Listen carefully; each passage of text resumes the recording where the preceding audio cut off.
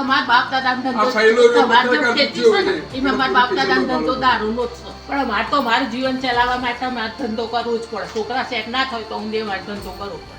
Police બેડામાં એવું માનવામાં આવે છે કે પોલીસના સૌથી વધારે ગાઢ સંબંધ એ બુટલેગરો સાથે હોય છે. આવી જ કંઈક સાબિતી મહેસાણાના વડનગરથી સામે આવી છે. નમસ્કાર, આપ જોઈ રહ્યા છો ન્યૂઝરૂમ અને આપની સાથે હું છું પ્રદીપ કચ્યા.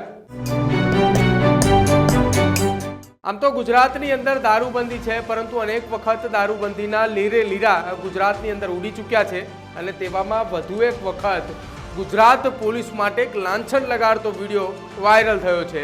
એ પણ વાત કરી કે આ મારા બાપ દાદાનો ધંધો છે, મારા છોકરા જ્યાં સુધી સેટ નહીં થાય ત્યાં સુધી આ ધંધો કરીશ. જો તમારો ધંધો ખેતી કરવાનો હોય તો તમે ખેતી કરો, અમારો ધંધો તો દારૂ વેચવાનો છે તો અમે તો દારૂ વેચી રહ્યા છીએ. સાંભળો આ વાયરલ વિડીયોની અંદર આ આખી વાત એક મહિલા અને પુરુષ કઈ રીતે રજૂ કરી રહ્યા છે. અમારા બાપ દાદાનો ધંધો તમારે જેમ ખેતી છે ને એમાં મારા બાપ દાદાનો ધંધો દારૂનો જ છે. આ સાઈલો પત્રકાર એમાં દારૂ અમાર કલા દારૂ વેચી છે. હું તો તને નીકળી જાઉં બા દારૂ વેચી છે એટલે મેં અમારા જીવનનો જ ધંધો દારૂ થયો. અમે છોકરાને પડાઈને વેચી ખવાડ્યું નહીં કે તમે આ ધંધો કરો. પણ અમારે તો મારું જીવન ચલાવવા માટે મારે ધંધો કરવો જ પડે. છોકરા સેટ ના થાય તો હું મારે ધંધો કરવો પડે. બીજા કેટલાય રસ્તા કમાવાના. ના ના અમાર જો બાપ દાદાનું તમારી ખેતી છે. તારી ખેતી છે મારા હવે તમે ખેતી મૂકી દીધી. દારૂ પણ ગુજરાતમાં બંધ છે, ખબર છે ને? કશું ને ગુજરાત લે તો બધું આ નશા બંધ કશું કોઈ બંધ કરી આખા વન બે તો લેનો છે દારૂ વેચાય છે. આખા ગુજરાત કઈ જગ્યાએ બંધ છે બતાવ. પણ આપણે શું કામ વેચવું પડે? તમે તો હાલ ખોટું કરી જ રહ્યા છો ને. હું તો આજે આયો આખા ગામમાં આયો સીધા સરદાર અમે નહીં વેચીએ. ખબર છે એમ નહીં. આખરી તૈયારી કરીશ તને ખબર છે. બધા મેં જઈને કોઈ નહીં મળ્યું નથી અમને. એ તું અંદર હું તો ના ઘૂસવા દઉં. હા, એટલે તો પોલીસ બોલાવી તમે. ઓય મેં હક મારી, અમારે દારૂની સુગંધ આવી. સદ મુક્તે ચોખે મારા પણ દારૂ છે. હા. 10%. હા, ઈ મળ્યો ને આપણે વેપાર તો કરીશું. વ્યાપાર તો કરે છે. એ અમને ખબર નહીં. એ અમને મેં કે નહીં આવી ને તમે તો રૂબરૂ જ કીધું કે હું વેચું છું એટલે બોલાય પોલીસ.